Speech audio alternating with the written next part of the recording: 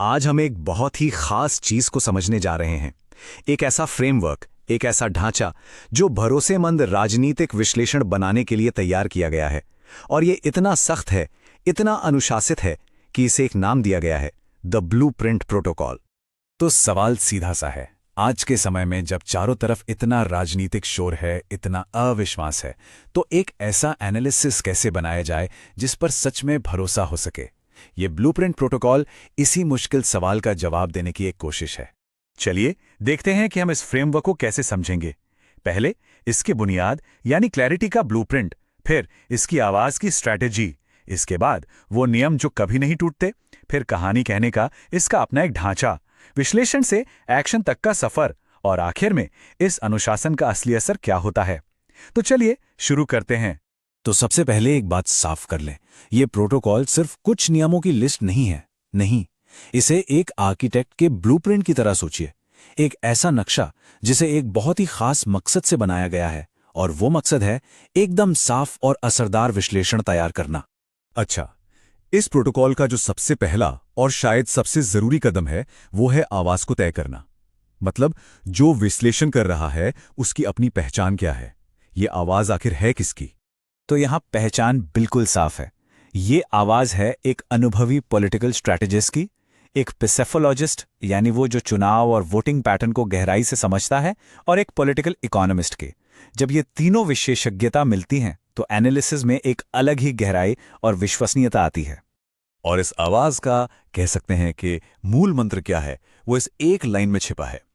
Matrix पर सख्त, लोगों पर नरम, सिस्टम पर हमला करें, व्यक्तियों पर नहीं। देखिए, इसका सीधा सा मतलब है कि विश्लेषण में डेटा को लेकर कोई समझौता नहीं होगा, लेकिन लोगों के प्रति हमेशा एक सहानुभूति रहेगी। तो कौन से गुण हैं जो इस आवाज को इतना भरोसेमंद बनाते हैं? सबसे पहले एक शांत अधिकार, फिर ऐसा विश्लेषण जो किसी भी पार्टी का पक्ष न ले, बिल्कुल नॉन पार्टिजन। संवाद ऐसा हो जैसे एक समझदार व्यक्ति दूसरे से बात कर रहा हो। और सबसे जरूरी बात, फोकस हमेशा जनहित पर रहेगा, किसी का समर्थन करने पर नहीं। यही वो चीजें हैं जो भरोसे की नींव बनाती हैं।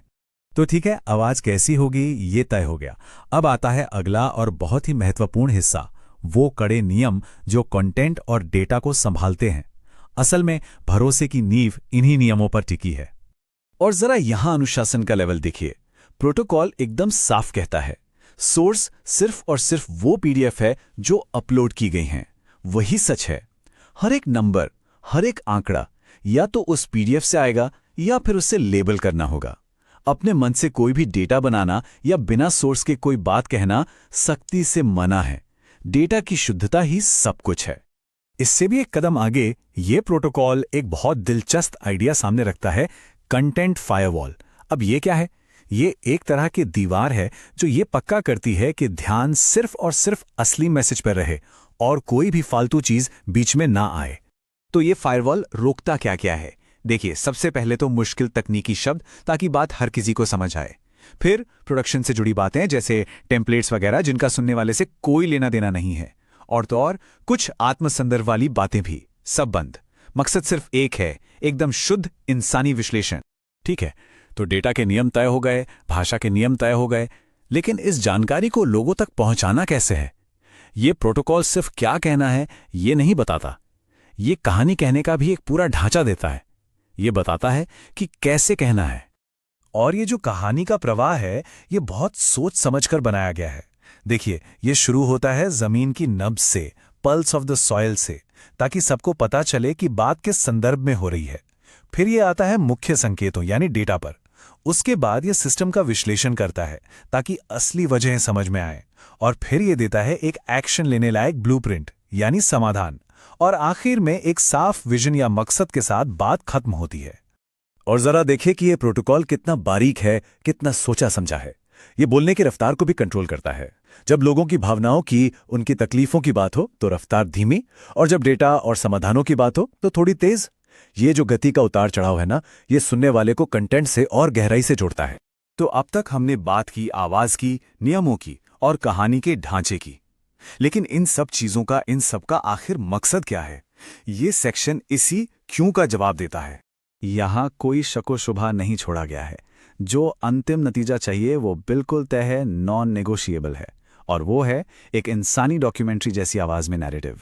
एक ऐसी आवाज जो सीधे आम लोगों से उनकी जिंदगी, उनकी रोजी रोटी और उनके सम्मान के बारे में बात करे। ये सिर्फ डेटा की प्रेजेंटेशन नहीं है, ये लोगों के साथ एक संवाद है। और हाँ, ये समझना भी बहुत जरूरी है कि ये पूरा विश्लेषण सिर्फ जानकारी देने के लिए नहीं है। नहीं, इस पूरे ढांचे को एक ही मकसद से बनाया गया है। बात एक कॉल टू एक्शन पर खत्म हो, एक ऐसा एक्शन जो एकदम साफ हो, स्पेसिफिक हो, ताकि सुनने वाले को पता हो कि अब आगे करना क्या है। चलिए अब हम इस विश्लेषण के आखिर में पहुंचते हैं। सवाल यह है कि इतने कड़े अनुशासन वाले कम्युनिकेशन का, इस तरीके का आखिर महत्व क्या है? ये इतना जरूरी क्यों है? तो कुल मिलाकर बात यह है कि ये प्रोटोकॉल, ये एक ब्लूप्रिंट है। एक ऐसा ब्लूप्रिंट जो कम्युनिकेशन को 3 मजबूत खंभों पर खड़ा करता है। पहला, स्पष्टता। दूसरा, ऐसा डेटा जिसे परखा जा सके। और तीसरा, एक साफ मकसद। ये उन सभी चीजों को एक साथ लाता है जिनकी हमने अभी बात की, ताकि एक असरदार और भरोसेमंद संदेश तैयार हो सके। और आखिर में ये पूरा प्रोटोकॉल हमें एक बहुत बड़े सवाल के साथ छोड़ जाता है। क्या इस तरह का अनुशासित, डेटा पर आधारित और मकसद से भरा संवाद समाज में घटते हुए भरोसे को फिर से बना सकता है? ये एक ऐसा सवाल है जिस पर हम सबको जरूर सोचना चाहिए।